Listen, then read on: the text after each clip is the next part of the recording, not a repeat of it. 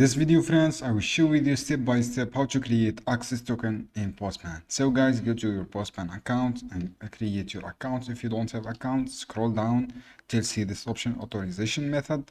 From here, guys, when you click this option, just wait to see this page. From this page, guys, go to auth, this option auth, and choose the type of auth. I choose this auth 2.0. From here, guys, complete the steps of token. If no available token, scroll down, write your guarantee types, write your all this option client ID and client secrets. And then, guys, all you have to do, you have auth requests. After that, guys, click get a new access token, this option. So guys, this is how you can do. After complete all the steps, click this option, create a new access token, as you can see here, this option. So guys, this is how you can do it. It is easy steps. Just follow on this video guide and then you will create your access token successfully without any problems.